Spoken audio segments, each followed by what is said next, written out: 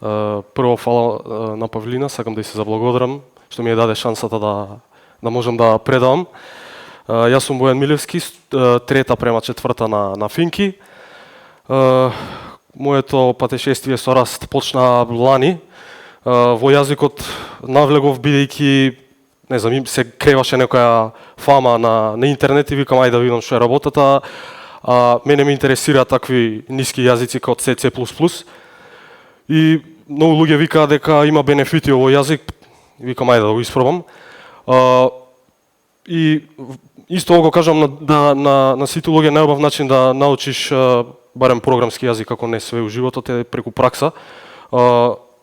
Имам направено неколку програми во Раст, ќе ги отворам сега.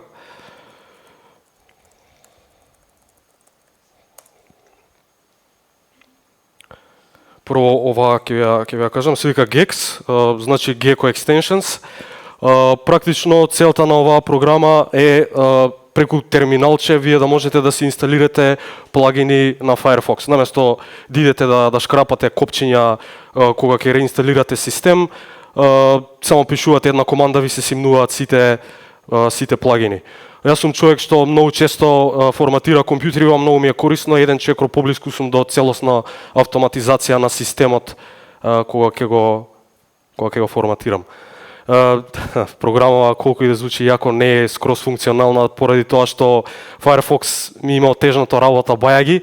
Уште работам на имплементирање на некои работи, да не навлегувам длабоко, ама ги имам видено бенефитите кои што јазикот ги нуди. Имам други помали програми. Ова ми е за трансферирање од една датотека до не знам, други датотеки. Зависно ако е слика, иде во подфолдер за слики, ако е видео, иде во подфолдер за видеа. Нешто мене што ми требало, не е нешто што очекувам да биде популарно. И друга програма, оваа ми е за преименување на фајлови. Практично постои конвенција една на Unix. Имате сигурно видено имиња на фајлови, не знам, нешто, црти, празни места, глупости. Целта на оваа програма е сите сепаратори да бидат долни црти и да нема глупи, не знам, знаци, празни места и символи, нешто во името, нешто пак што мене ми требало.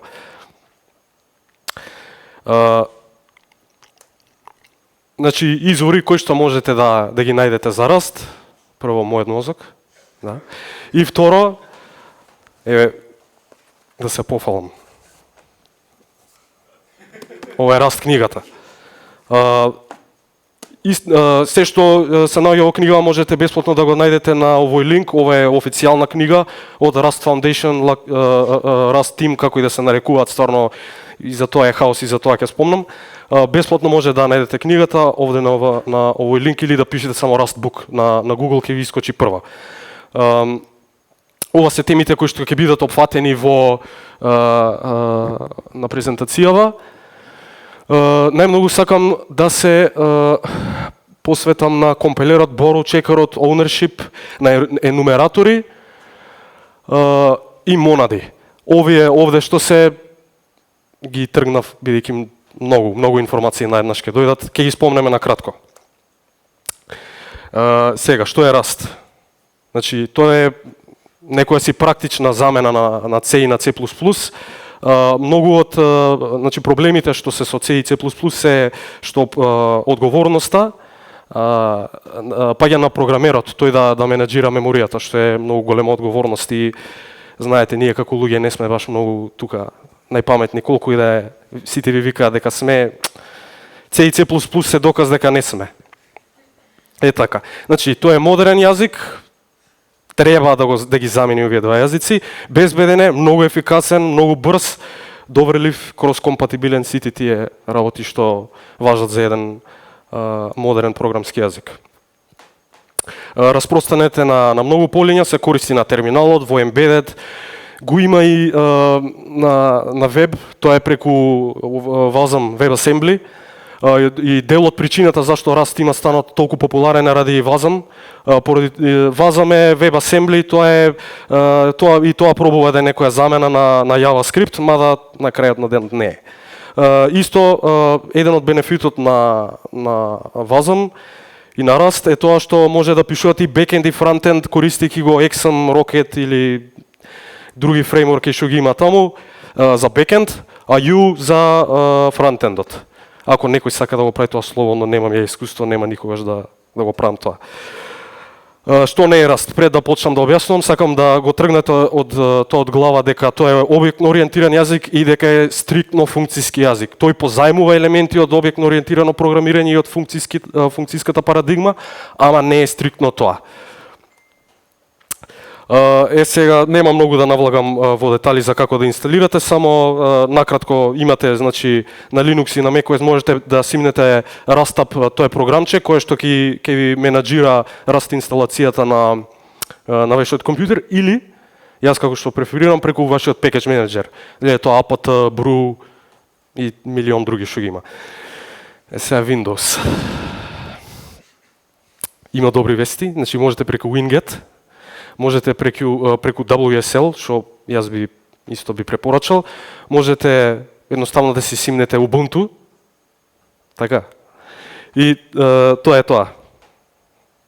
Во главно тоа се лоши вести, не се добри, ја така барем ги сметам.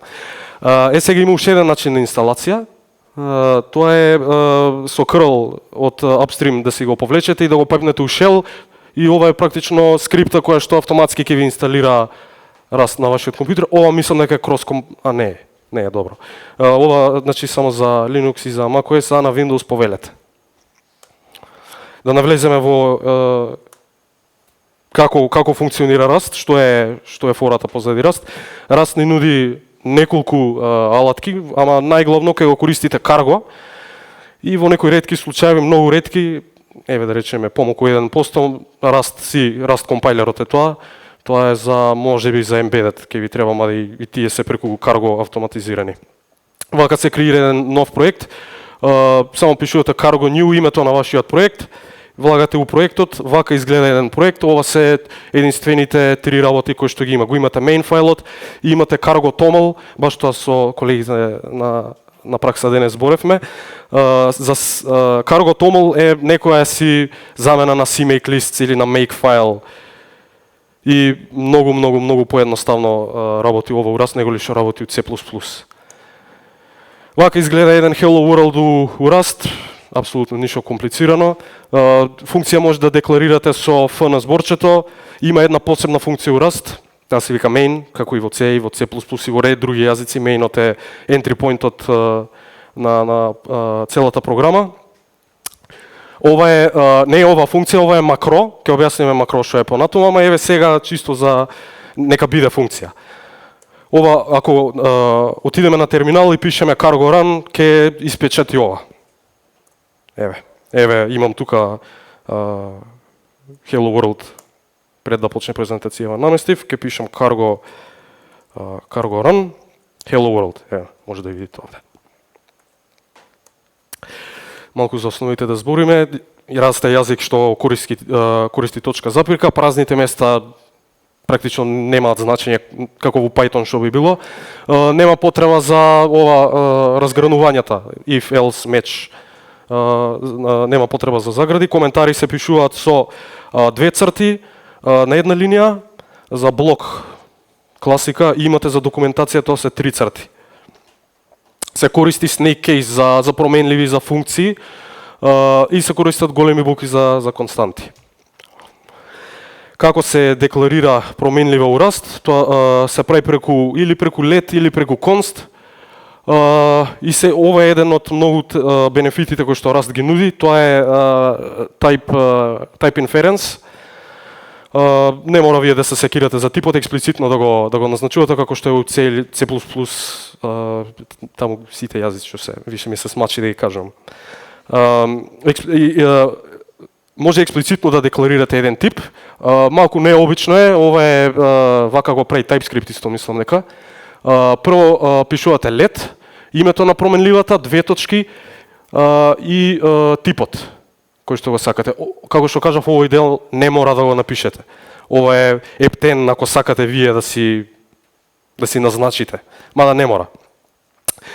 И по дефолт сите променливи во овој јазик се непроменливи. Променливи, непроменливи. Што значи тоа? Штом зададете една вредност на една променлива, таа не може да се менува, точка. Не може да се променува. Ако сакате да можете да менувате понатаму програмата, ќе мора тука едно мут да ставите, што значи дека понатаму ќе може да смените, ама нема да може, пример, ево овај string, нема да може да ставите петка или дата или float, нешто да му ставите. Ова променлива, штом се декларира како string, за време тренето на целата програма, ова ќе биде string до крај. Тоа е една од добрите работи на Rust. Исто така, овај string во C++, ако кажете дека нешто е string, тоа може да биде или string или null. Во Rust тоа не иде. Едноставно, ова мора да е string. Тоа е исто еден од пропустите на C++, што имплицитно вие може било која вредност да зададете null. Исто null не постои во Rust. Ќе се навратиме тоа на крај со монади. Што е разликата меѓу let и const? Сега, практично ќе покажам. Let A, ќе зададам вредност, нека биде 32 битен интеджер, А еднакво на 5, А еднакво на 10. Не ми дава да компилирам. Овој ерор, значи буквално не ми дава да компилирам програмата. Не иде. Се дури не го поправиш ова, не може. Const B еднакво на 10. Уф. Ова е разликата меѓу const и let. Вие може да си декларирате една променлива и понатаму да ја зададете вредност, а со const мора тоа наеднаш себе да се случи.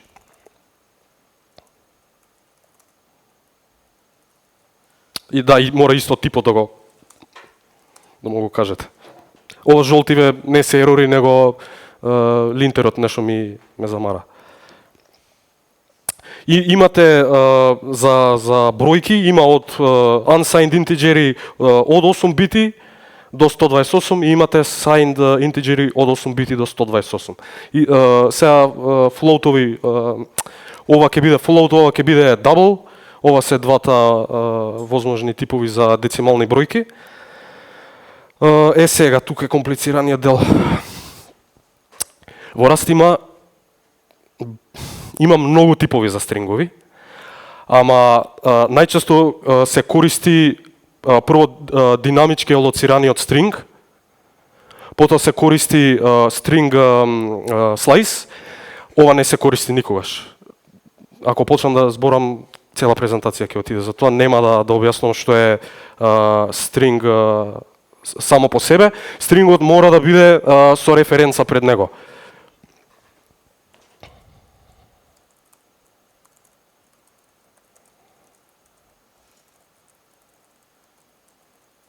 Ова е динамички алоциран стринг на хип. Ова е на стек. Секогаш гледајте да користите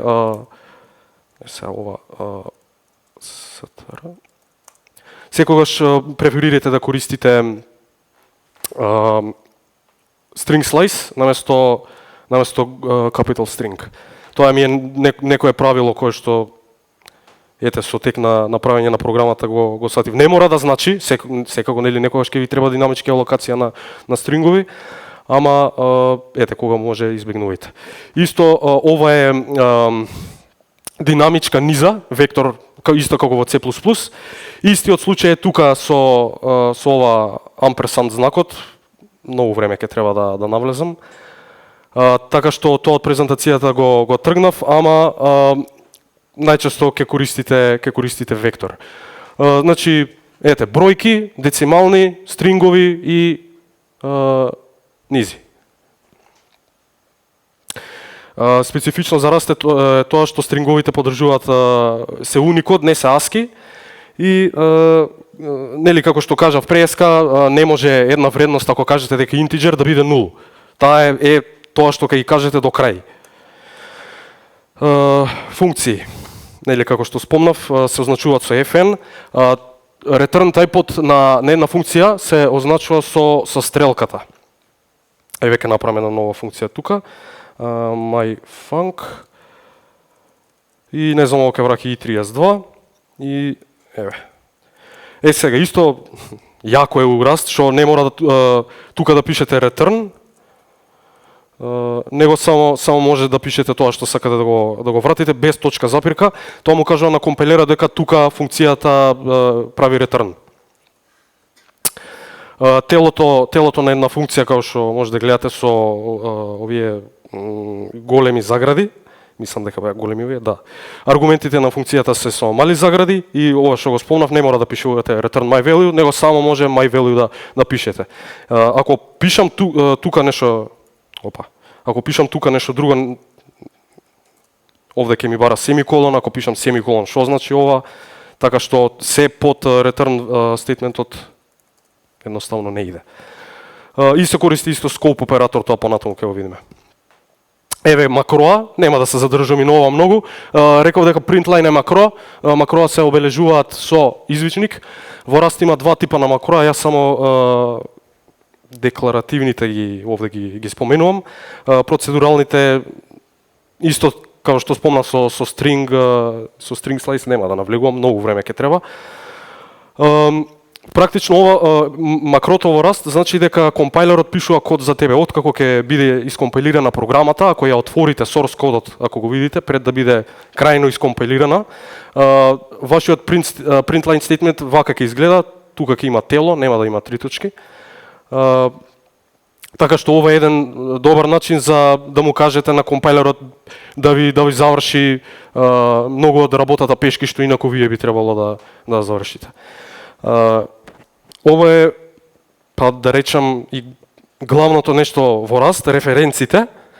Ќе зборуваме за нив многу детално.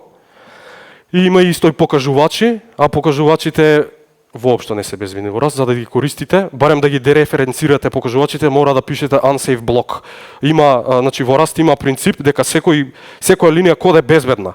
Ако сакате да напишете небезбеден код, отварате unsafe block, пишувате тука што треба, не знам, дереференцирање на поинтери, динамичка алокација, што во Rust само по себе, во Safe Rust, динамичка алокација не постои. Не можете вие динамички да алоцирате директно.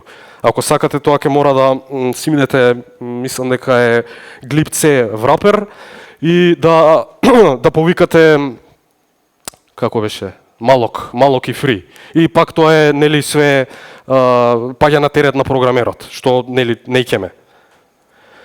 Еве еден пример програма која што имам пишано за чисто да видите како би изгледал јазикот. Ете const char array имам горе. Тука нема референца, не навлагам.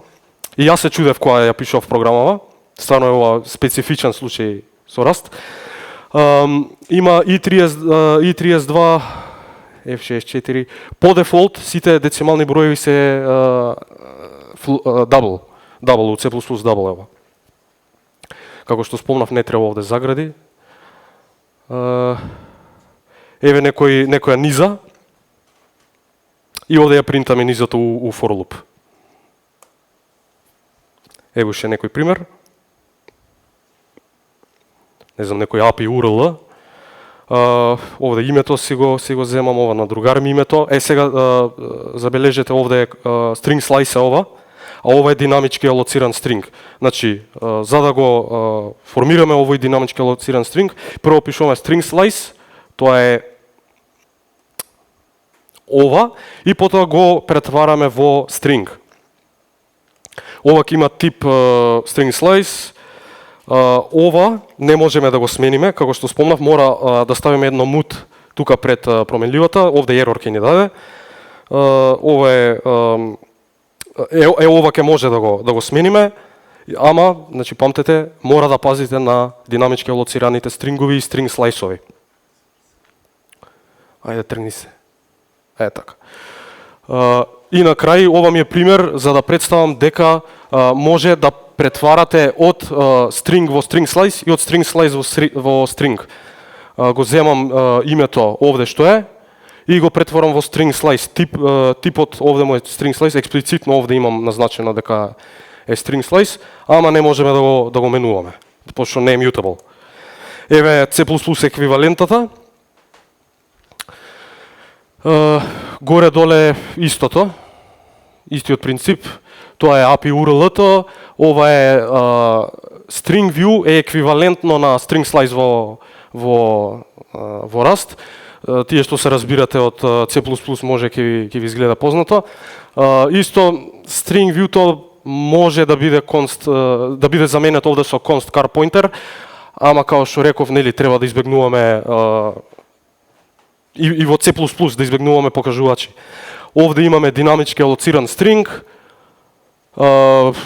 го земам името, овде не можеме да го менуваме. Пак скрос истиот пример од Rust примерот. Сега ќе збориме повеќе за type системот. Тоа, цело време како што кажам, многу е строг, баш со Боше зборев преска, тоа е или ќе осакаш Rust ради тоа, или ќе омрзиш Rust ради type системот, нема нешто измеѓу.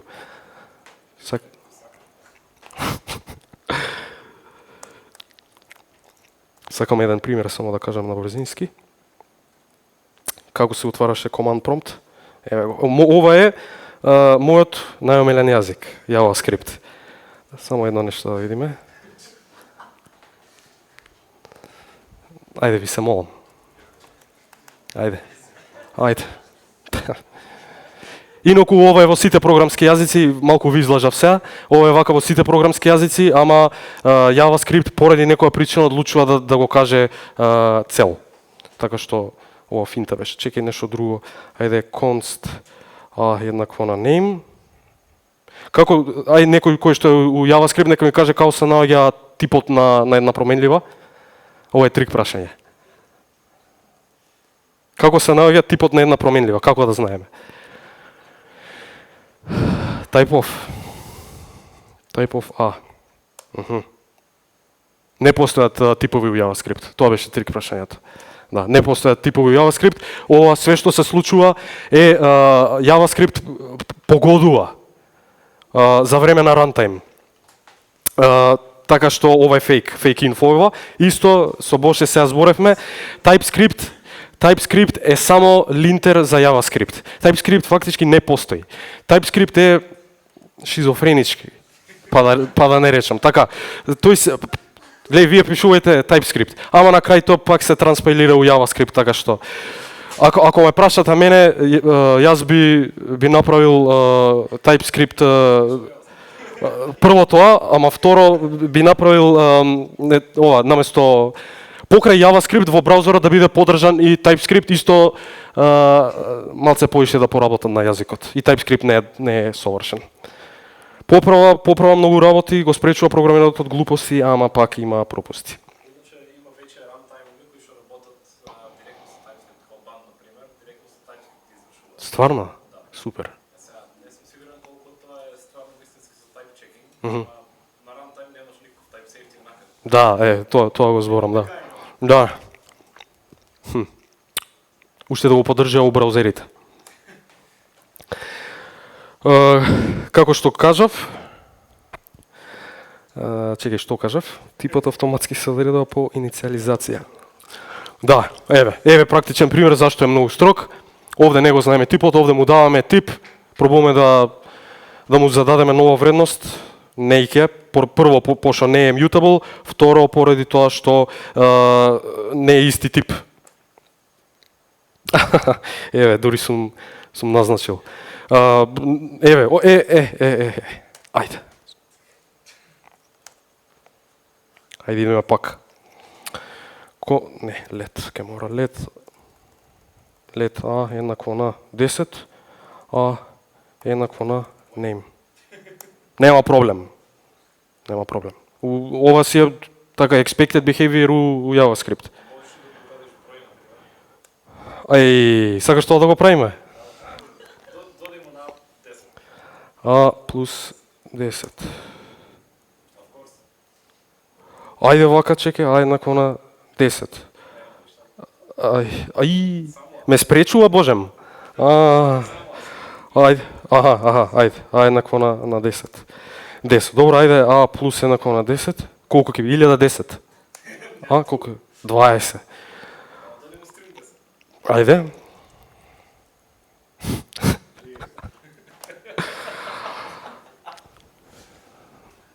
Има смисла, не? Можеш и да не идам подадиш. Ај, што ќе се случи ова ако го направам пак? Колку ќе биде, што мислите?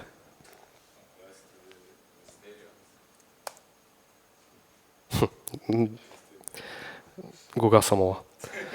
Идеме на компајлерот. Постои нешто што било потешко да се задоволи од партнерот, а тоа е борроw чекерот на Rust. Гледайте, или ви се свија борроw чекерот, или као пробате еднаш у животот и никад Rust нема да пишувате. Ама многу бенефити произлегуваат од борроw чекерот. Тоа е убавината на јазикот, се базира на resource acquisition, easy initialization, бла бла бла. Овие термини ќе ги разјасниме понатаму. Тој внимава на собственост, поземување, референци, ова се две истите работи, животен век на една променлива и не дозволува да имате невалидни референци. Како што кажав претходно, во Rust строго, во Safe Rust користиме само референци, никако не користиме покажувачи, поради тоа што ја губиме убавината на јазикот, само референци. Сега, да објасниме што е тоа собственост и поземување, ги спомнам неколку пати. Од сега па понатаму, барем за во Rust, а и во C++ исто многу може да ви користи, ќе прекинеме да размислуваме на променлива и вредност, ќе почнеме да размислуваме на собственици и позајмувачи. Позајмувачи после ќе видиме. Што значи тоа? Вредноста на my name е Бојан. Не, веќе така не мислиме. Од сега ќе викаме собственикот на вредноста Бојан е my name. Тоа ќе значи многу повеќе понатаму. Еве за ова се за позајмувачи. Вака. Како што кажав претходно. Собственик на Бојан е my name. Така. Сега позајмувач на Бојан е his name. Не позајмувач на my name, туку позајмувач на Бојан. Оваа референца во себе ја содржи практично покажувач кој што ја содржи вредноста, покажува кон вредноста на во my name. Така што ова е на некој начин покажувач во C++, во наводници, ама уствари у позадина ова е паметен покажувач, smart pointer. Тоа е вградено во самиот јазик. Паметни покажувачи се вградени у самиот јазик. Тоа е многу јако. Истата аналогија како претходно, референцата his name ја референцира вредноста на my name. Не. Референцата his name ја позајмува вредноста која му припаѓа на my name. Значи му припаѓа на my name. Дали ви е јасно до тука? Пошто ја кога го учев ова, мене не ми беше многу јасно. Стварно би сакал некој да има вака, као сега да ми го објасни ова мене, вака на овој начин да размислувате. Ова е многу битно. Јазикот се темели на овој слайд. Што значи тоа? Има уште малку што ќе треба да образложиме. Вака. Сега ќе треба да отворам овде. Ајде нека биде ова. My name. Ова не ни треба, да не ве буни. И LSP stop може да направиме да немаме. Вака. Ова е вредност која што е дефинирана во стекот. Ова живее на стекот. Значи мојава програма ќе знае дека во еден момент ќе треба да биде создадена променлива која што ќе содржи вредноста Бојан во нејзе и понатаму ќе треба да биде избришана оваа вредност. Сега, во C и во C++, сите променливи кои што живеат на стекот, автоматски, кога ќе искочат надвор од опсегот на функцијата, тие си се бришат сами по себе. Тоа го знаеме. Што значи тоа? Значи тука правиме нешто, не знам што, променливата живее на оваа линија, тука и умира на 11-тата линија од програмата. Не може вака, чеки да центрирам некако ако може. Не може, многу е ситна. Добро, значи променливата се брише практично тука на 11-тата линија. Добро, тоа сите го знаеме, не е ништо посебно. Сега што правиме со динамички алоцираните вредности? Како што кажав, у Rust не постои динамичка алокација. Така што ќе морате у C++ да ви го покажам, само ова понатаму ќе биде. Значи, променливата умира кога ќе излезе од опсегот. Најчесто тоа е крајот на функцијата. Тоа што ви го објаснав сега на 11-тата линија. Тука умира вредноста myName. Поточно стрингот кој што се наоѓа внатре во myName. Кога умира собственикот, умира сета негова собственост, сите вредности променливи кои ги поседува. Истото се случило и со Александар Македонски, еве тука некоја смешка сум пишал, значи кога он умрел, цела собственост и со него отишла, да. Добро, смешен. Сега, многу битно, кога умира позаимник на една вредност, не умира ништо. Кога јас би ја позаимил вредноста на Бојан во променливата, еве ќе отворам нов скоп, b еднакво на myName, ќе го почнеме LSP-то пак. Ајде, почни да работиш. LSP restart. Нешто ме зафркава. Еве понова. Еве го. Добро. Да, добро. Извини. Ајде. Ја поземуваме вредноста на која линија? На 5-та линија ја поземуваме вредноста, тука умира референцата, не умира вредноста Бојан. Вредноста Бојан се уште си постои на стекот. Да. Практично тој никогаш не ја поседува вредноста, туку само има пристап до неа. Така.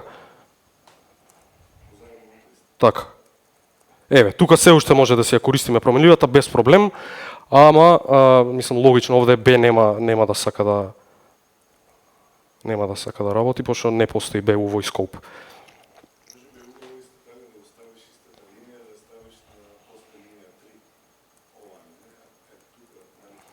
Да, ова ќе сака. Ќе сака поради тоа што ај ова да го извршуваме.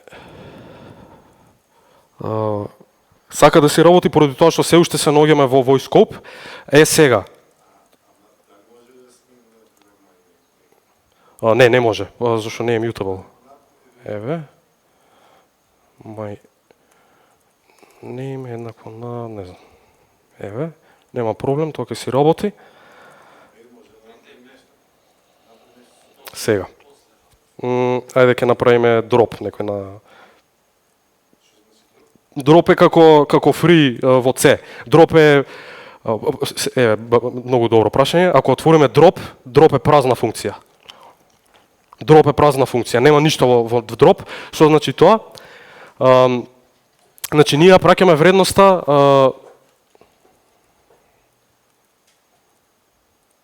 само момент. Овде нешто не ми работи language серверот. Memdrop reference instead of a known value.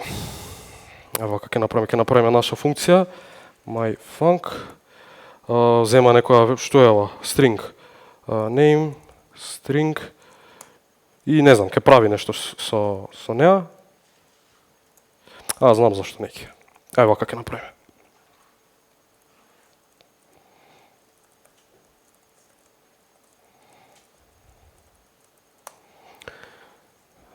Проблем ќе ни прави string slice-от, поради тоа што е референца само по себе. Ова сега ќе добро, myName expected string. Ајде ова нека биде to string. Еве го. Одлично. Значи што се случува овде сега, ова нема да ни треба. Да ги тргнам работите што нема да ни требаат. Borrow е вака. Овде декларираме myName динамички алоциран стринг, така. Сега, што се случува на оваа линија код? Ова е тоа што ни ја расипува програмата. Сега, B е собственик на вредноста во my name. B е собственик на Бојан, тоа значи практично. Кога ние ја префрламе вредноста на кога го префрламе стрингот Бојан во B, сега во себе B ја содржи вредноста Бојан, а my name е празен. Во my name нема ништо. Во my name има null pointer. Тоа што рековме дека е no upsi daisy. Не работиме со такви работи у Rust. Тоа е проблем. Rust не ни го дозволува тоа. Ако сакаш да си ја користиш вредноста, пушти си една референца, нема проблем, се оправа цела програма. Прави што ќе правиш тука, тоа е тоа. Тоа е, значи воглавно тоа е. Ова го објаснувам и понатаму во наредниве слайдови. Значи, ова се тие општи принципи некои на јазикот. Ова е пример еден за опсек. Функцијата square си има свој опсек, тоа е овде, една линија. Функцијата cube си има свој опсек, ова е исто една линија. Што се случува овде? Подобар пример од ова претходно што го кажав, вака појасно може да видите. Им декларираме бројче, правиме квадрат од него, арно ама, тука е зафркнатото, оваа функција е сега собственик на вредноста 5. Она ја користи, прави што ќе прави, прави квадрат од бројот 5, го става тука, арно ама вредноста 5 има умрено овде. Вредноста 5 умира овде. Не сакаме да се деси тоа, поради тоа што сакаме и да направиме, како се викаше ова, куб на македонски не ми текна. Сакаме да направиме куб на 5. Не можеме петката да искористиме овде, поради тоа што петката веќе е умрена. Таа умира овде. Ке кажам пак, ако на некој нема јасно, слободно нека ме прекине инаку. Ова е нешто што е необично стварно. Како може да го оправиме ова? Дали некој може да претпостави? Или ако знае, уште подобро. Така е, браво. Референца, ама каде референца? Која функција? Тачно. Така се оправа оваа програма. Сега, ако ја тргнеме референцата и од овде, дали ќе компилира програмава? Тачно. Добро. Сега, сакам да објаснам што е Resource Acquisition is Initialization. Ова е принцип кој што се користи у C++, ова е, па како да кажам, не е дизајн патерн, ама она одговорност кој што програмерот има на себе, па мора така да го прави. Што значи ова? Кога ќе примениме RAI, тоа значи дека собственикот е одговорен за своите вредности и имиња. Баш тоа што го објаснував преска за Rust. Кога ќе умре собственикот, умираат сите вредности кои што тој ги поседува, покажува, што и да, и многу битно, ова важи и за динамички податоци, ако се на хип алоцирани. Ако нели, не знам, вектори, динамички стрингови, тоа стрингот у Rust. Ова е динамички алоцирано. Ама не знам дали приметивте, никаде не морам да направам дроп, тоа е у C, она free функцијата. Никаде не морам јас експлицитно да кажам на Rust дека мора да ослободам оваа меморија кој што овој стринг ја зафаќа. Тоа е автоматски вградено у јазикот. И тоа е овој принцип, така се нарекува. Еве како би изгледало ова во C++, ако ние мануелно пешки мора се да правиме. Ова е класа околу wrapper, околу стринг. Имаме, за жал, мислам дека не можам да зумирам, тоа е тоа. Имаме car pointer, тука правиме инициализација, глупости мора да копираме, мора да се секираме за должини, динамичка алокација, тоа што го неќеме. Мора исто да провериме дали ова што сме го пратиле е нул. Памтете, нул е многу голем проблем у C++. Колку и да изгледа, нели, така, стаен, тоа е грешка која што чини милиарди долари. Ама е едноставен за имплементација. Мора исто, многу битно, да декларираме деструктор. Деструктор во C++, за тие што не знаете, е што ќе се случи со оваа променлива кога ќе излезе надвор од опсегот на функцијата. Тука практично, тука. Што ќе се случи кога ќе биде избришана таа вредност? Сега, поради тоа што ова е динамичко лоцирано, мора ние да пазиме, нели да ослободиме вредноста која што mdata покажува. Одговорност на програмерот е ова да го направи. Ако ова не се случи, има една изрека во C++, вика одговорноста нели на програмерот е, и ако нешто зафркнете, тогаш вие си пукате у нога, а ви си пукате у пета, а ви лета цела нога. Така исто и тука, ви крашна цела програма, ви паѓа. Ако заборавите да го пишете ова. Многу битен дел.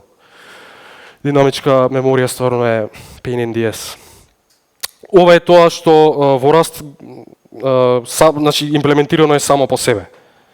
Еве исто тука имам некој си арей од 10 што е ова бројки и мора јас експлицитно на компајлерот да му кажам дека сакам да биде избришен, иначе пукаш у нога пукаш у пета лета цела нога. Сега. Тоа што во Rust е значи по природа така имплементиран јазикот, у C++ вие мора со паметни покажувачи да го имплементирате. Ова е практично истово, само со овој принцип, практично искористен. Секогаш користете паметни покажувачи кога можете, бидејќи тие сами во себе се секираат за податоците кои што ги имаат. Овде не мора да пишуваме деструктор, самиот паметен покажувач сам по себе знае дека треба да избрише све што е во него. Тоа е практично ова е многу пешки, ова е многу пешки, ова е пак пешки, ама помалку пешки. Ова во Rust е, не знам, 2 линии код, само го немам напишано. Еве го тоа што го објаснував на Коста Преска. Значи имаме тука вредност, овде имаме референца, ама се уште оваа референца не покажува кон ништо. Овде правиме нели оваа референца да покажува кон нешто, арно ама оваа референца умира одма на следната линија. Сега сакаме да испринтаме референцата си постои во voice-scope, ама покажува кон нешто што не постои. Поради тоа што референцата има умрено овде. Ова Rust не го дозволува. Одма ти дава ерор. Еве ќе ви кажам. Мора па да копирам. Ајде.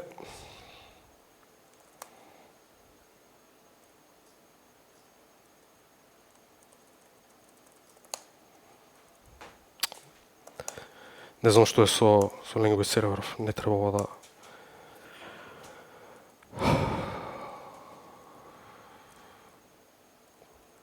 Не знам што да кажам.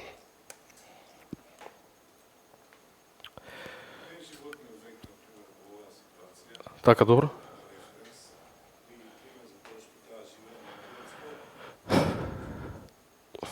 Така, да, ама... Ајде вака, само момент, значи ова... Да, ова ми е грешна. Да.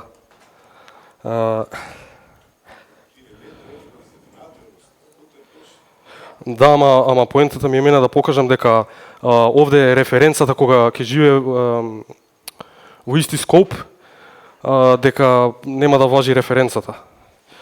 Ај вака мислам дека ќе работи. Да, ова сум сакал да го направам. Ви сметаат ли многу овие, кажете ми да ги тргнам, од language серверов, ероров што го кажува, смета ли многу? Добро е, добро. Така, да. Така? Така, тачно, тоа е тоа. Некој убаво ме слуша. Фала ти, Коста. Еве да објаснам за тие што не свативте. Овде декларирам референца која што ќе покажува кон број. Овде се отварам нов скоп. Овде умира скопот. Сега, што се случува овде? Декларираме вредност која што животниот век ќе е една линија, две линии само. Ова, my name, my age, ја содржи вредноста 27. Сега, и кажуваме на референцата да покажува кон my age. Добро, нема проблем. Ама, вредноста умира овде. И оваа референца, тачно, таа референца уште се живее и тука, и тука, и тука. Значи, зборам за референц, оваа. Вредност нема, поради тоа што my age има умрено. И тоа е тоа. Се надевам дека сега појасно и ајде.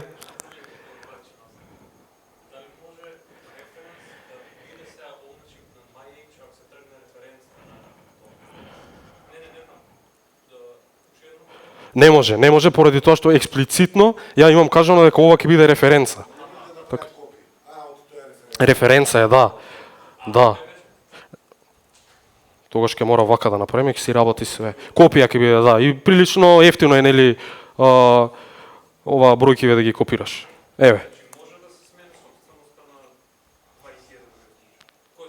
Да, може. Може.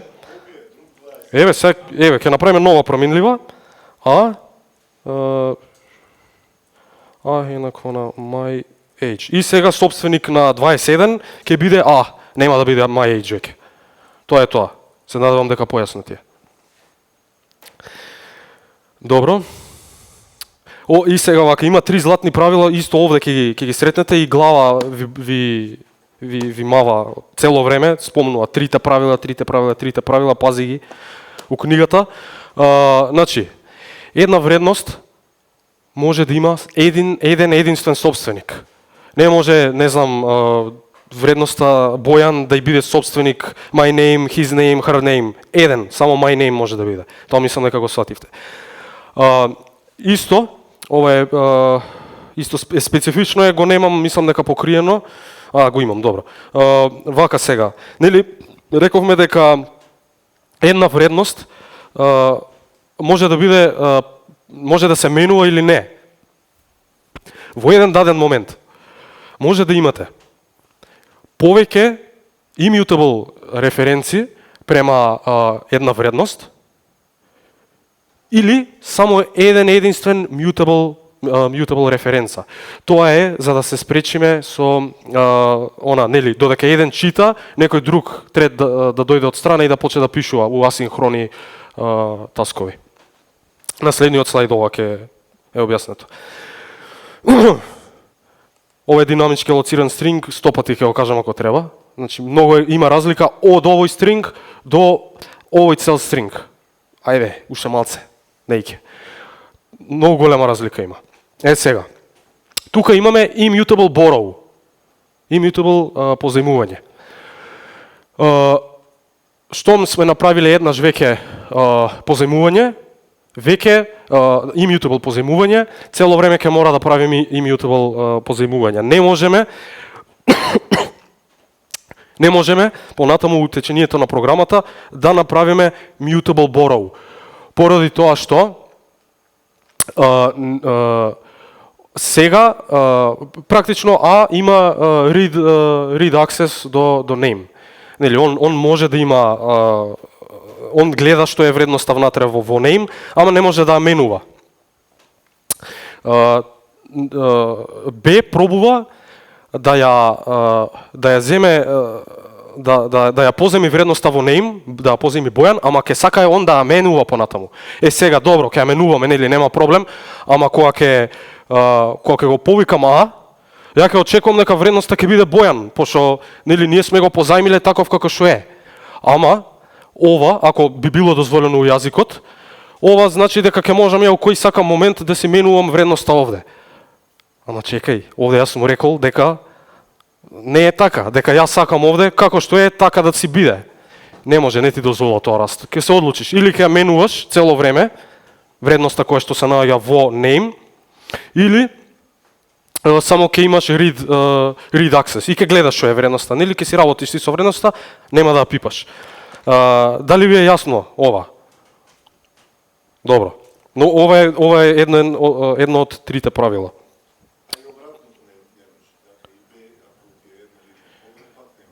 Не те разбрав, извини. Не, нема да може. Еве, ќе го испробаме.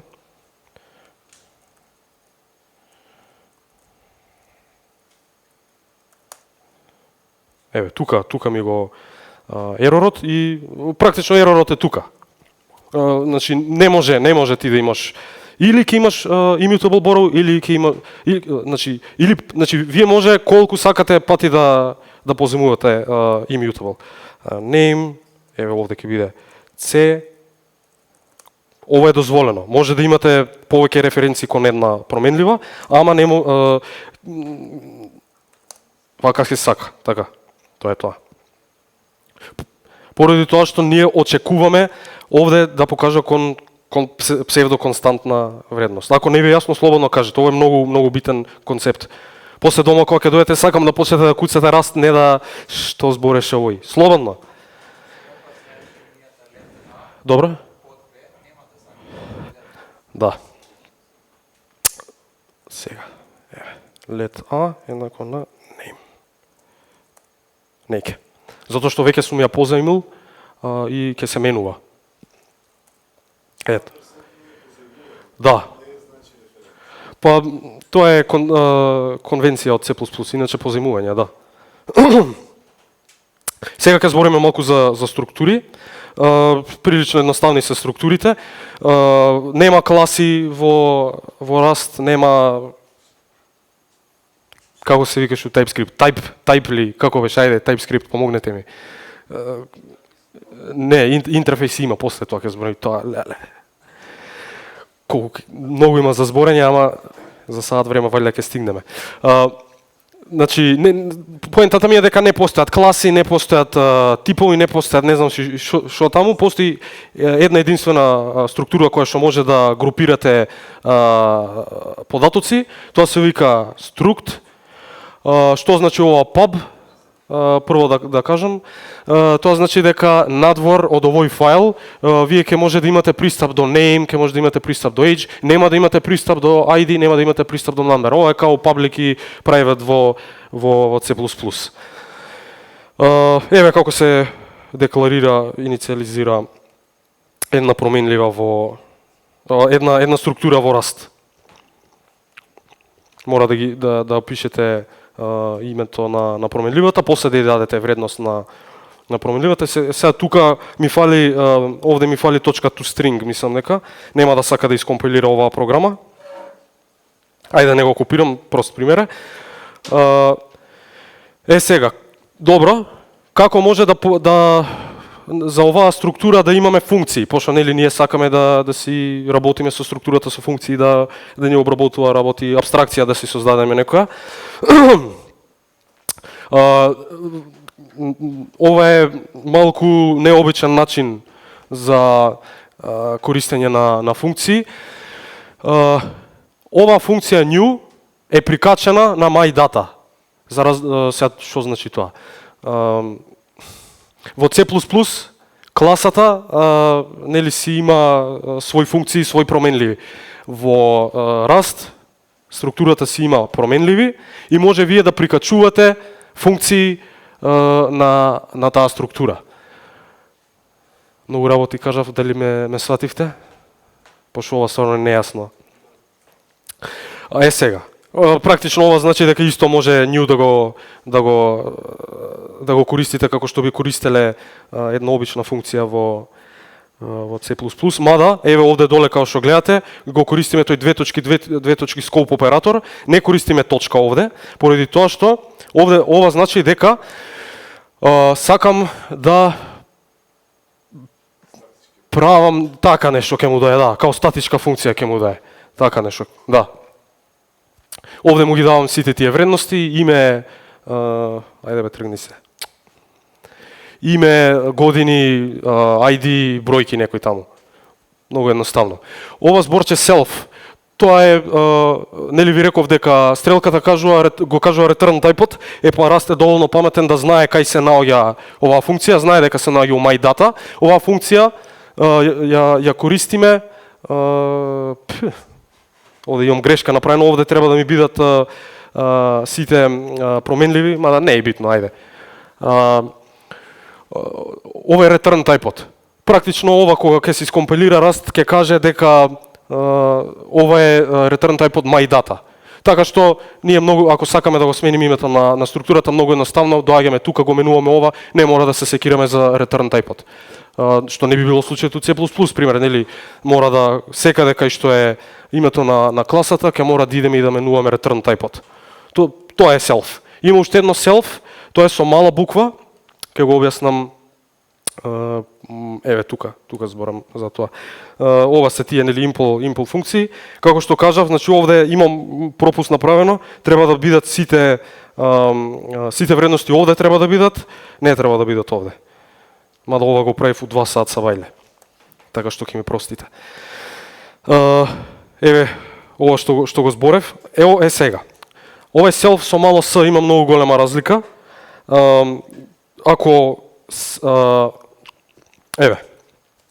Ако имаме self како аргумент на функцијата, тоа значи дека еден објект веќе ќе мора да биде инстанциран од структурата. Тоа значи дека ние ќе мора претходно да му имаме зададено име на myData, за да можеме да користиме оваа функција.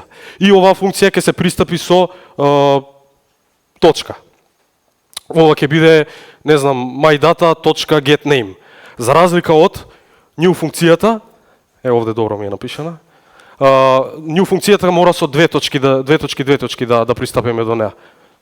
Ево вака. Дали имам... Ова е тоа, нели што го зборам. Сега, сакам да збориме за енумератори.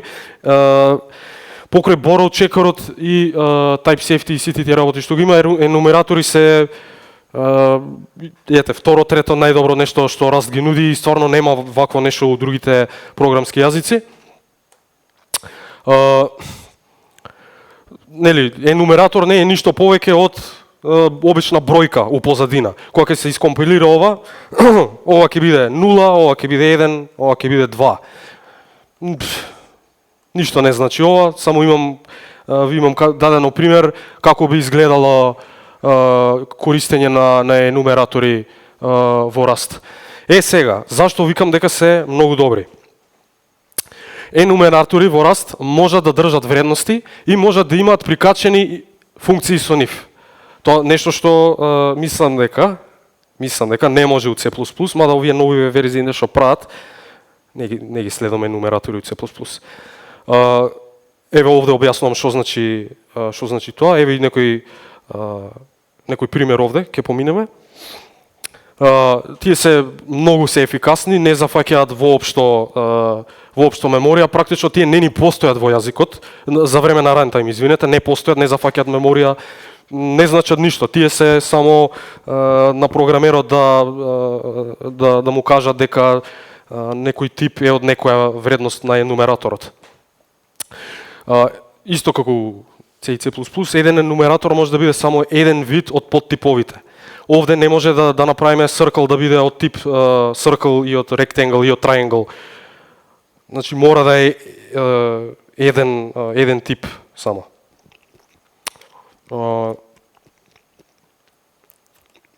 Многу практична примена се за генерици, тоа понатаму ќе збориме, нема многу на генерици да се задржуваме поради тоа што баш со Ангел зборев денес, подобро е да се користат енумератори наместо генерици, нула overhead, како што објаснав, не постојат за време на runtime и работат многу добро со match statement, што е четвртото најдобро нешто у Rust. Тоа е switch case, она што е во C++, само на многу подобар начин. И на тоа следно иде. Еве, овде имам направено три структури: круг, правоаголник, триаголник. И ги имам направено некои разлики меѓу нив за некој да не крене рака и да ми рече па сите ти си исти. Имам ставено 1, 2, 3 променливи. Приметете како сите имаат истата функција со исти return type, со исти аргумент, буквално исти signature. Само како се пресметува таа вредност е различно. И се овде ме мрзело да пресметувам, сум ставил како е функцијата за пак друг да не ми крене рака и да ми рече и па не е таа функцијата. Ова може многу ефикасно да се подобри со интерфейс во Rust се вика trade и тоа после ќе видиме. Добро, идеме. Вака, како овој код може да го направиме помалце код да е. Нели, тоа што сите програмири сакаме да правиме помалце код да пишуваме. Вака, ова е енумератор, памтете, енумератор во себе кругот сега ќе содржи една вредност. Нема име таа вредност. Ако сакаме да пристапиме до таа вредност, не е како се пристапува. Глупо малце, ама тоа е. Бенефитите ги натежнуваат како и да е. Да, ме разбирате. Еден правоаголник сега има, нели, како претходно, два вредности, две децимални бројки и триаголник има 3 децимални бројки. Еве истата функција која што беше за сите три, само сега е една и ја имплементираме сега оваа функција за енумераторот. Како што кажав, мора претходно да бил дефиниран енумераторот за да можеме да користиме оваа функција. Сега, правиме switch statement, тоа што ви реков дека е во C и C++, и го проверуваме self. Проверуваме дали self е круг од овие типови, дали е круг, дали е правоаголник и дали е триаголник. Ако е круг, не знам, нешто прави, ако е правоаголник, нешто прави, и ако е триаголник, нешто прави. Не мора сега ја да идам и да пишувам три различни функции за три различни типови, со буквално истиот signature на функцијата. Многу поорганизиран кодот е вака, иако некој би рекол дека нели тоа што не можеш да именуваш променливите е добра работа, мада ова е многу глуп пример кој што го кажав, чисто за да видите дека овде може да скратите три функции на една. И еве долу, ајде тргни се. Еве, сега претходно нели беше само да се тргнувам. Shape circle, точка запирка. Па сега кругот мора да има вредност у него, он ја држи вредноста 10. И тука повикуваме функцијата getArea, ќе биде испринтано, математичари пресметете. Еве match, значи тоа е буквално switch израз, тоа е состојано од if, else if и else, у позадина е практично тоа е логиката. И сега, match го форсира програмерот да се справи со сите можни ситуации на кои што една функција враќа. Што значи тоа? Еве еден глуп пример. Многу глуп, ама многу добар пример за да објаснам што е match. А и Б 10 и 5, споредуваме дали А е помало од Б и споредуваме дали А е поголемо од Б. Дали некој приметува дека нема грешка, ама нешто фали? Како? Тачно. Никој не ти спречува ти да компилираш ова, па сум пишал доле. Никој тебе не ти спречува да ја искомпилираш оваа програма, што ако стварно ја ги пишам двете да се 5. Нема да добиам ништо овде. Никаков излез нема да добиам. Епа, match statementот ви забранува такви глупости. Тука користиме функција compare. Ми фали include од горе. Ми фали, инаку треба use std ordering compare, нешто такво, небитно. Тука правиме споредба А со Б. Референцата нема потреба овде, само така имам пишано. Споредуваме А со Б. Сега, функцијата compare враќа енумератор. Значи, може да врати еден од три вида на енумераторот. Може бројот да биде помал, може бројот да биде поголем и може бројот да биде еднаков. Добро, ама што значи ова? Ја пак можам да го тргнам еднаквото овде. Можам да го тргнам и greater, ама Rust нема да ни дозволи да искомпилираме. Затоа што он не форсира сите можни случаеви да се справиме со сите можни случаеви. Јас бих практикувал да користам вакви некои функции, баш поради вакви работи. Секогаш кога можете работите со енумератори, бидејќи еве вакви некои работи ви овозможува. Практично вас компилерот ве спречува да направите байнери поради тоа што ова ќе има грешка. Мислам грешка. Зависно како сакате програмата да ви се однесува, ама не ми текнува случај каде што не би сакал сите 3 случаеви да бидат овде исхендлани. Така. Еве, ако не ни интересира кој е, ако не ни интересира што понатаму, може само да пишеме овде една долна црта и еве, да кажеме А е поголемо или еднакво со Б. Ако сакам пример, еве, некој посебен случај, кога е помало, нешто друго да испринтам, тогаш си го пишувам ова и исто се користат овие стрелки наместо загради. Така што, тоа е тоа. Сега ќе збориме за дали ви е јасно ова за меч, пошто ова е што реков четврто најдобро нешто. Идеме сега за интерфейси. Ова се се нарекува traits во Rust. Тоа назначува нели однесување на еден тип, на еден тип или една структура, за да може да користиме функции кои што се во еден трейт. За тие што не знаете, еден интерфейс или еден трейт може да содржи во себе само функции. Во Rust не е тоа случајот, во Rust може и associated type да имате, асоциран тип. Не навлагам за тоа сега. Сега само на функции се задржуваме. За да вие можете да користите некоја функција, мора да го имплементирате трейтот за вашиот тип, или ако од вас се очекува дека вашата структура се однесува на некој начин, пак нели треба вие да си имплементирате. Еве како се декларира еден трейт. Не знам ова, буквално не значи ништо, само колку да ви кажам како се пишува. Трейт, името на трейтот, функција, името на функцијата. Ако сакате нели да е од веќе постоечки објект self, ако не морате, еве овде сум пишал дека враќа string, чисто нели да видите како се декларира. Еве оваа функција од овој трейт. Имам направено две структури, човек и животиња. Имам имплементирано овој трейт за персон и што печати тој. Ова е формат исто како printf во како се викаше во C, само што ова ја враќа вредноста. Не печати на екран, туку ова ќе врати string, баш кој што имам напишано. И еве овде ќе си повик нели името, презимето, годините и подоле за стокава ова ќе испечати.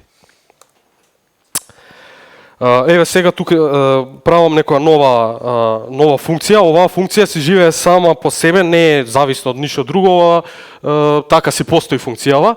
И оваа сега овде специфично е што оваа функција очекува дека вредноста која што ќе повика, дека ќе може да се опише себе си. Значи, очекува оваа функција дека ќе можеме да повикаме функцијата describe, дека нешто ќе може да опише. За да ограничиме кои видови овде ќе можат да бидат повикани, се користи оваа синтакса. Impl describable. И тука не можеме да ставиме било што, овде може да ставиме нешто кое што прави имплементација на овој интерфейс. Еве, значи правиме тука некое лице, правиме тука некое животно и фино лепо си повикуваме оваа функцијава која што си постои. Значи, пак ќе кажам, оваа функција така само постои, не е ништо посебно. И сега тука убаво би било да би напишал некој пример со бројка или со нешто друго, ама не сум напишал, така да. Бри. Ми се смачи. Да, добро. Ова е цел код од претходно на еден слайд. Добро е. Сега, многу интересен трейт, кој што верувам дека ќе го користите ако почнете да програмирате, е дисплей. Ова е аналогно на Ostream операторот со две црти на лево во C++. Скрос истата функција служи ова. Значи, имплементирате дисплеј за юзер, прво мора да го импортирате овој трейт и сега ако сте паметни, ќе користите language сервер и ќе си користите IDE програма која што веќе ја поддржува Rust и ќе дозволите таа да ви ја напише функцијава за вас, практично ова signature-от. Нема сами ова сигурно да го памтите на памет. Што прави оваа функција? Буквално истото како претходно. Ни го пишува името, презимето, годините. Малку подруга е синтаксата, поради тоа што функцијата така бара. Бара инстанса од објектот и бара форматер. Овде форматерот е ова. Ова овде долу. И враќа резултат. Поради тоа што у одредени случаеви оваа функција може да не работи. Ова е исто макро друго, write, на овој форматер дај му ги овие вредности. И што ќе се случи овде, ќе се испечати името, презимето и годините пак.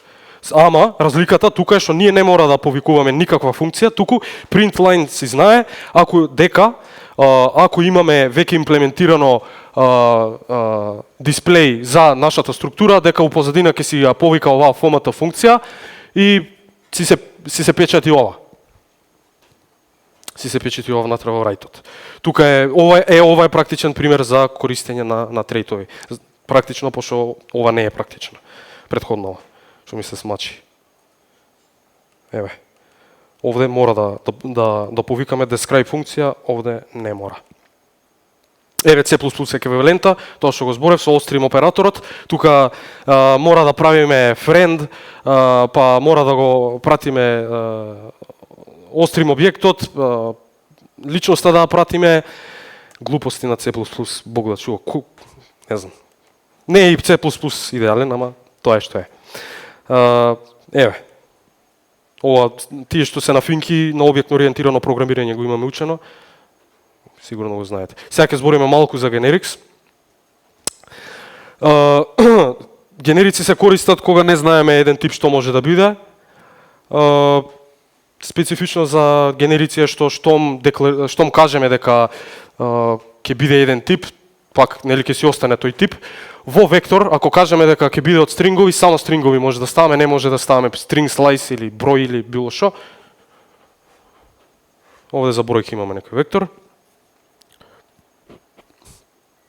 Може генериците да се ограничат со трейтови. Тоа го имам објаснето, каде? Еве го, овде.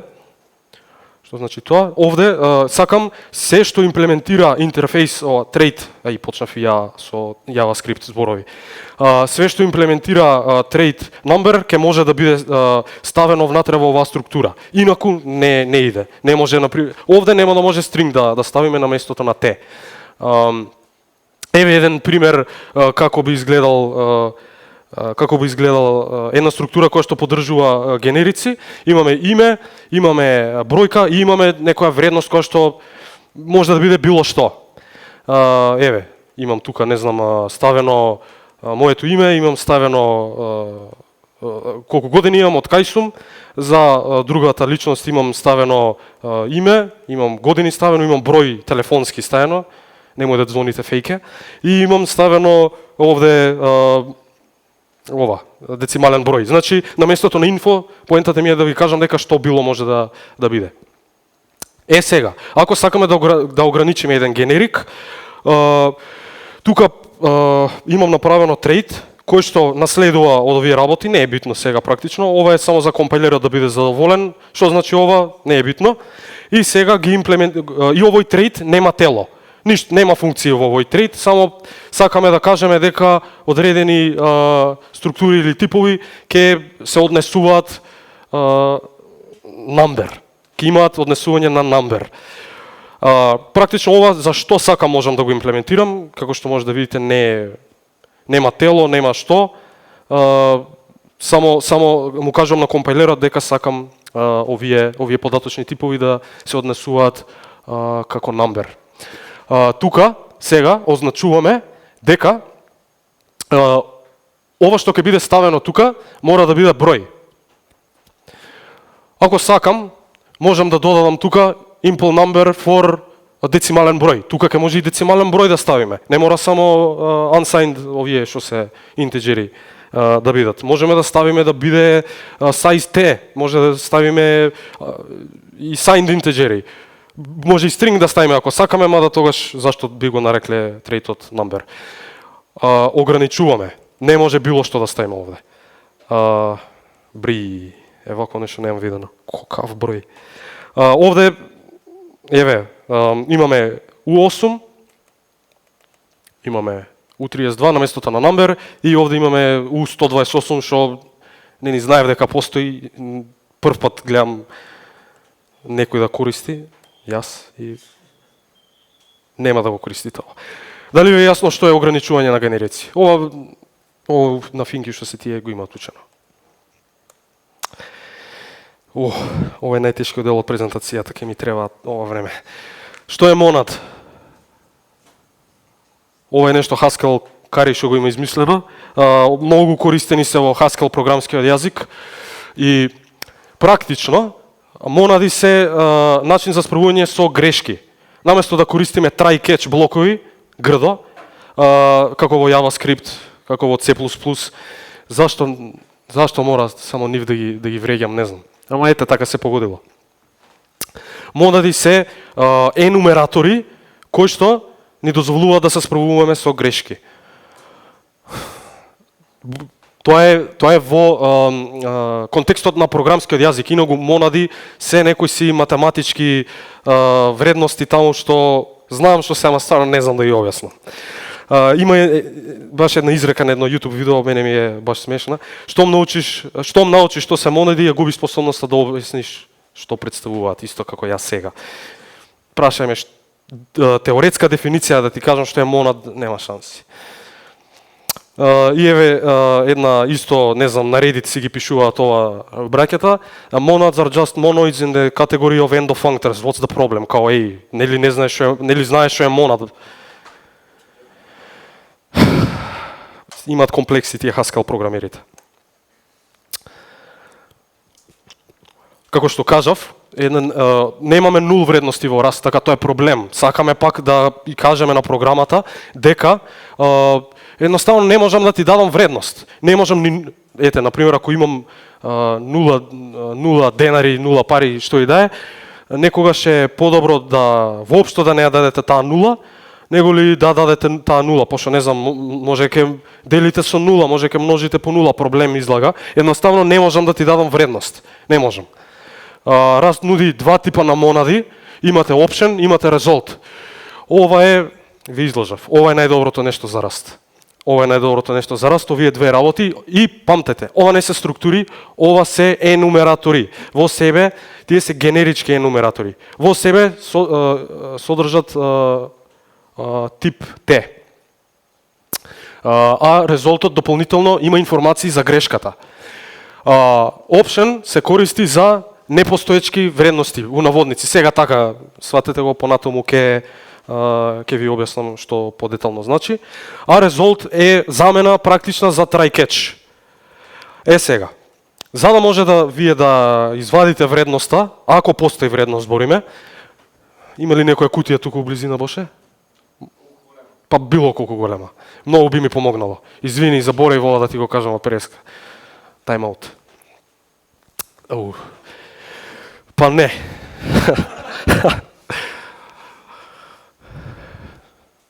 Мислев дека 3 сата ќе трае, ама добро, брзо иде. Дечки, како ви се чини јазикот, добар ли е? Да, одлично. Фала ти. Фала ти.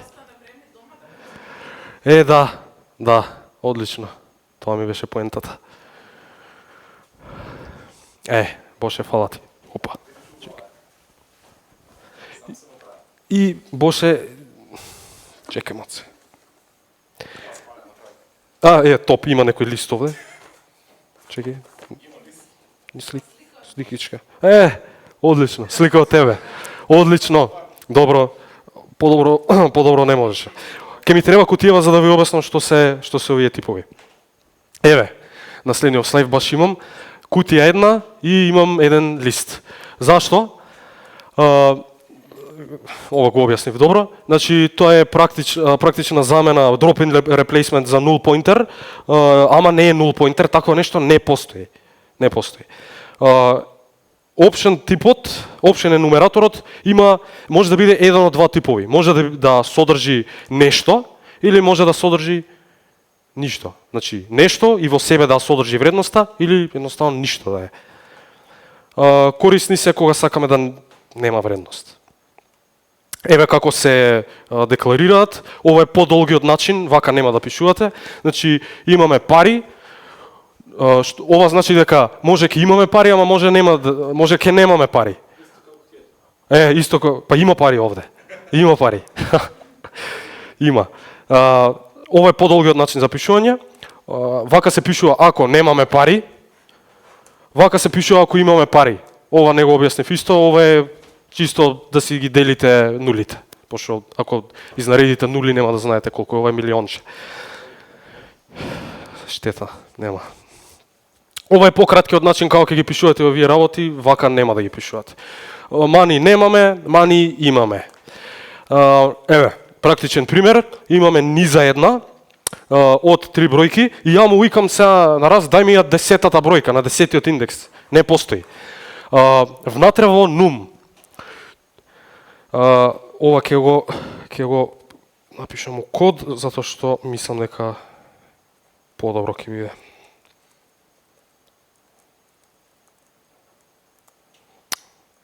Не си скопира добро.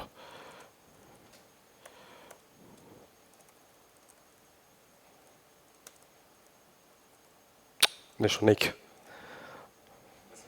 Да, сега ќе направам. Ми се укучи компјутерот.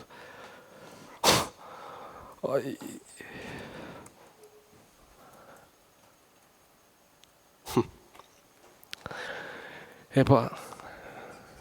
Да. Не знам што е. Да, не гледаш, не се мрда ни маусов.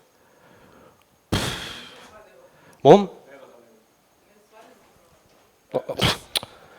Боже мили.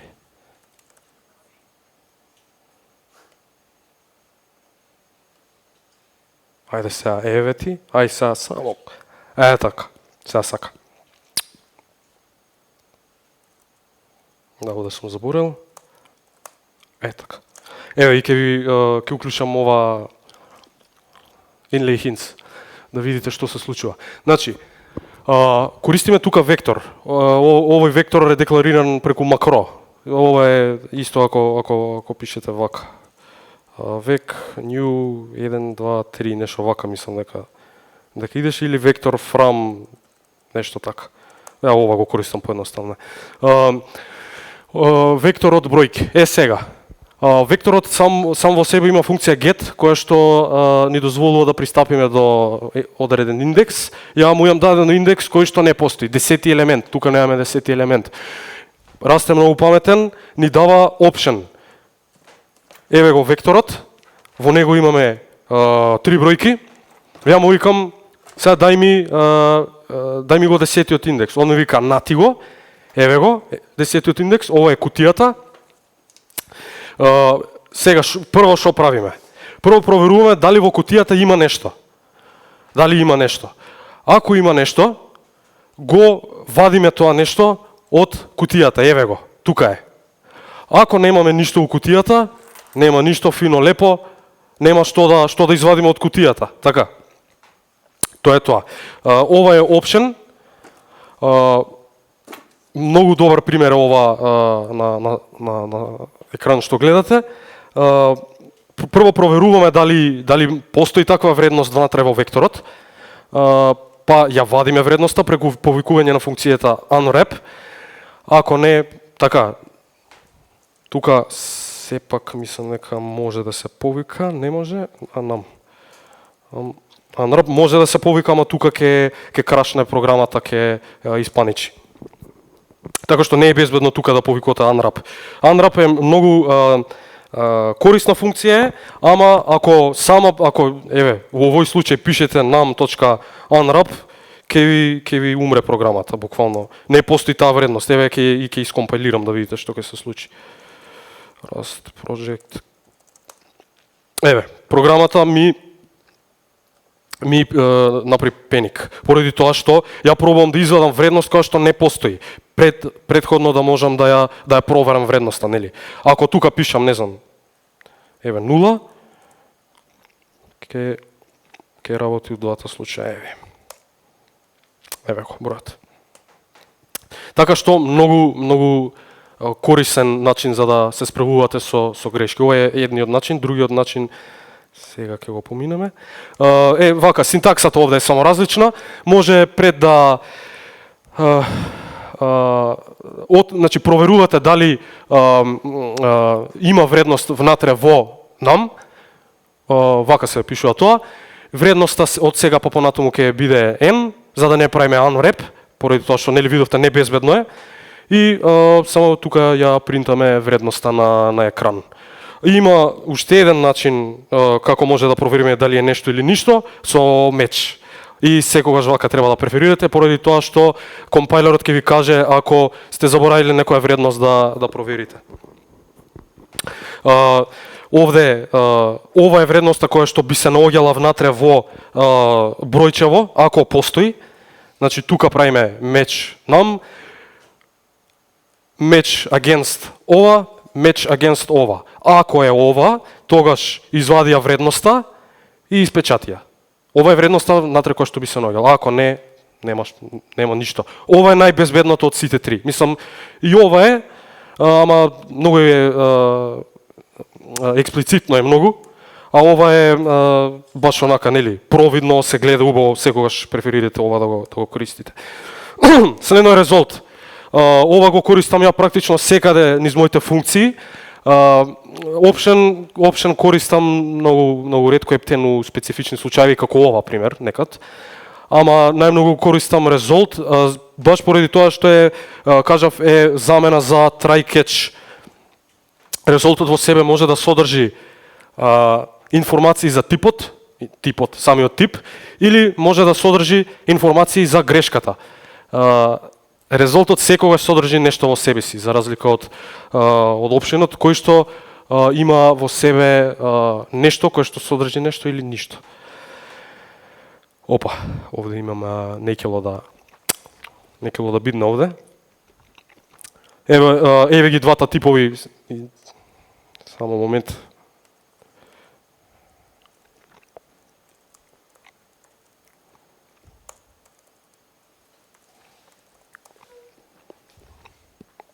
Сум заборел овде да ставам топсија. Овде. Извинете. Битно е да видите. Така. Ова ми треба. Не ми треба ова. Сега 100 слайдови рамно. Ајде, тргни се, да. Значи, енумераторот може да е од тип OK, што содржи вредноста која што е добра, или може да биде ерор, која што содржи информации за еророт внатре во себе. За разлика од C++ и JavaScript, повикувачот секогаш мора да се справи со резултатот. Не може вие да не се справите со резултатот, како што еве во одлично, мојот омилен програмски јазик JavaScript, никаде вас не ви кажува компајлерот, тоест не има компајлерова. Никаде вас не ви кажува рантајмот. И боше, замисли да зависиш од рантајмот да ти каже кај ти се грешките. Да. Овде, еве ги имам искоментирано, може слободно вие да си повикате функцијата one, која што имам назначено да фрли грешка.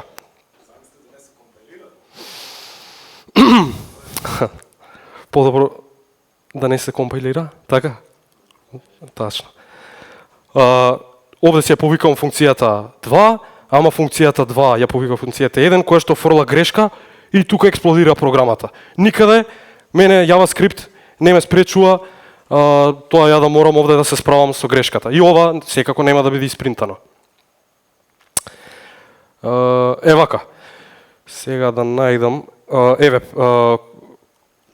ова што сакам сега да го кажам, штом наидеме ние на некоја грешка, оваа функција одма ќе искочи. Овој прашалник овде се користи бидејќи оваа функција open самата по себе враќа резулт. Сега да не отворам дефиниции на ова на Rust. Устари ја ќе отворам. Прво да го ископираме. А уште малку време ни остана, ето уште 2-3 слайдови се. И source project source main.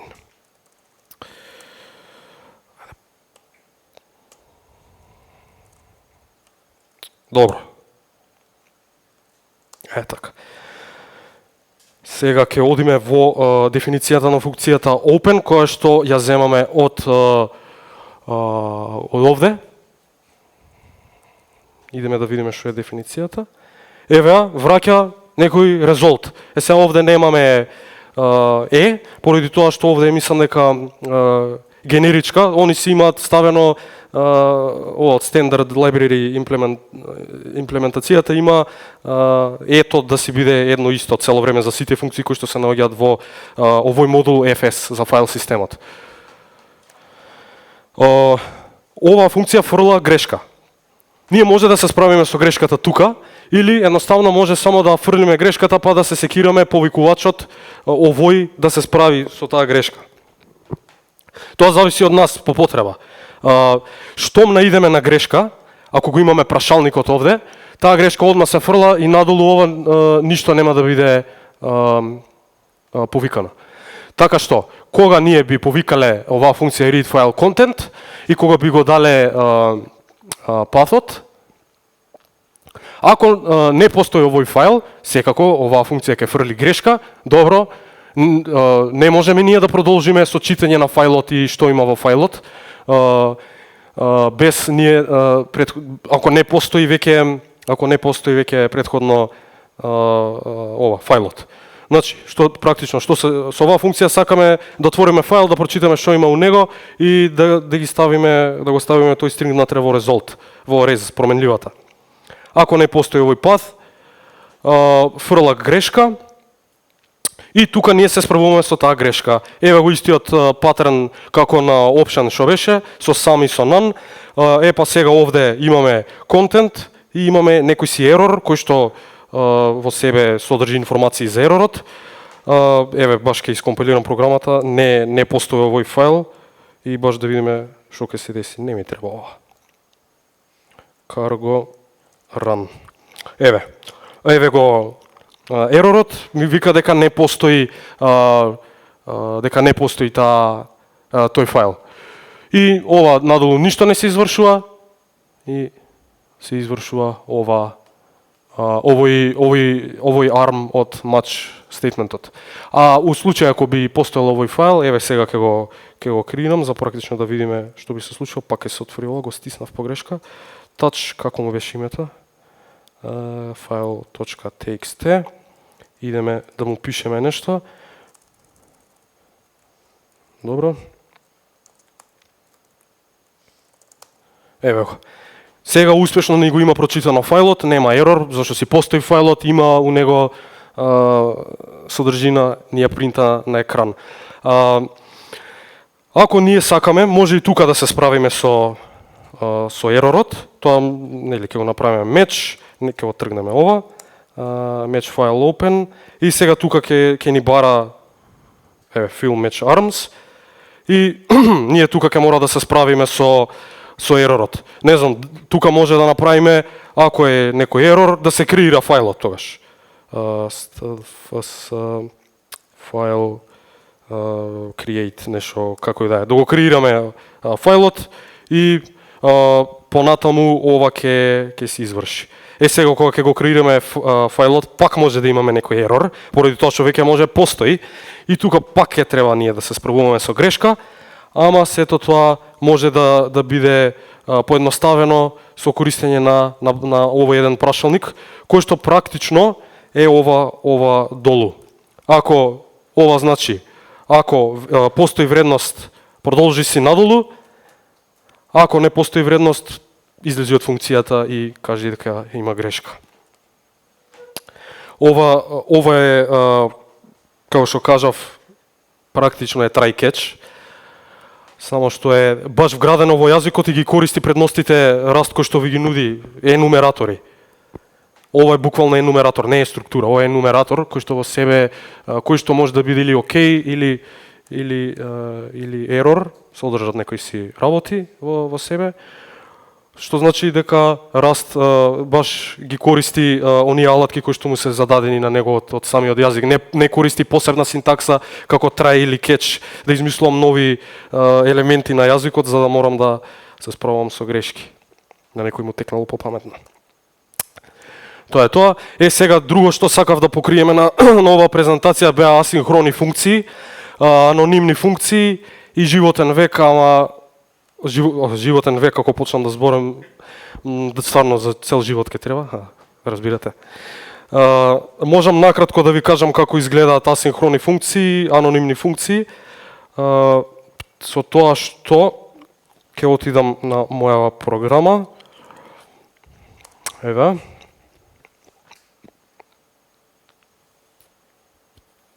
Ако денес сака да се поврзе. Неќе, добро, мислам дека локално ја имам. Искочи. Ајде да, денес. Овде ми е git gex, еве. Resource operation install, ова е добар файл.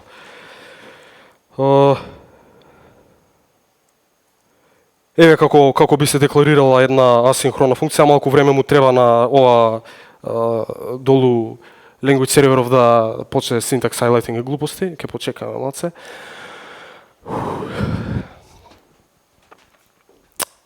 Ама изгледа неќе да направи. Добро, продолжуваме вака. Асинхрона функција декларираме вака, само додаваме async пред f на зборчето. И како се исчекува една асинхрона функција, значи си повикуваме што сакаме и на крај од оваа низа на функции пишуваме само .await. Еве, овде и оваа функција мене ми фрла ерор. Затоа имам искористено овде прашалници, така што кога би стигнало тука оваа функција, ако има некој ерор, фрли го, не продолжувај со сериализација на датата во JSON. И овде еве имам уште еден некој мач. Требаше асинхрони, добро, тоа спомнав на кратко, анонимни функции. Да не, еве една, овде користам библиотека. Ова е како со стримови во Java, напредно програмирање на финки, тие што се ќе разберат, многу финки работи денес. Ова се итератори, ова се ламди, некаде се викаат анонимни функции, урад се вика closure. Ова е буквално функција in place, да не морам се единам ја да правам вака функција, дури мислам extract into variable. Не е тоа. Ова е да видиме. Да, еве. Исто и вака може да се декларира еден closure. Ова е аргументите на функцијата, ова е практично функција без ова е функција без име, без return type автоматски се одредува. Вака се во два пайп знаци се пишува аргументот на функцијата, не мора овде да пишувате експлицитно тип, пак автоматски си се одредува и го пишувате телото во заградиве, се извршува тоа што се извршува. Тоа е тоа. И на уште едно место мислам дека имам за животен век, ќе ви кажам само како се дефинира. Ова не е генерик, ова е животен век на ќе биде за ова, за JSON response-от го имам искористено. Што значи ова? Ова значи дека овој JSON response ќе живее исто толку долго колку што ќе живее пекеджот. Што значи тоа? Многу има за зборење. Затоа и го тргнав. Инаку требаше да го покривам, ама ете избегнав. Тоа би било све од оваа презентација. Ви благодарам премногу што дојдовте, за вниманието и фала ти. И благодарам многу на Base 42 и на Павлина што ми дадоа шансата да го пренесам знаењето и се надевам дека вие ќе може да имате некој бенефит. Ако ништо друго, барем подобро да размислувате за имплементација на програмски јазик. Тоа е тоа. Благодарам, Бојан, за споделеното знаење и за хуморот. Се надевам дека вакви ентузијасти како тебе нема да изумрат како Александар Македонски. И дали има некои прашања од публика?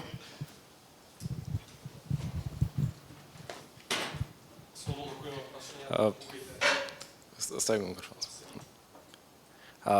Јас немам прашање, само да те пофалам за одличното интро во Раст. Фала ти. Затоа што знам, јас на пример не ги учам езиците како тебе со книга, јас ги учам со земи тука копирај од синтакса, пробај нешто, види како ќе функционира и тоа не ми работеше у Раст воопшто. Нема шанси, затоа што целиот начин на програмирање, начин на размислување е различен. Да. И морам да кажам дека стварно фино ти објаснато сето, без разлика на стварите што не стигна да ги објасниш, ама ако ништо друго, оваа цело беше едно многу убаво интро за начинот на размислување и како Раст функционира, па и другите јазици споредбено со Раст, како C++ и најубавиот јазик е Раст. Сум се кален на челе, тоа е, го имам, мора да живееме со него, Да, тачно, за жал. додека сите нека почнат да куцат вазум со Раст. Шала на страна, ако некој почне со овоа и проба нешто IT, пошто ми спомена дека немаш правено, пробајте да изразите дрво или граф во чудово со овој borrowing систем и баш ме интересира, пошто го спомнаме Discord серверот, пишете ми, тагнете ме за како ви помина тоа искуство, затоа што мене ми беше многу интересно кога решавав Advent of Code некоја 2020 некоја година. Толку од мене. Браво уште еднаш. Фала ти баш. Кој има прашање слободно, ако ви интересира нешто. Или ако се срамите сега, пишете ми после едно. Мене би било мерак да ви помогнам и да влезете во Раст, така што слободно.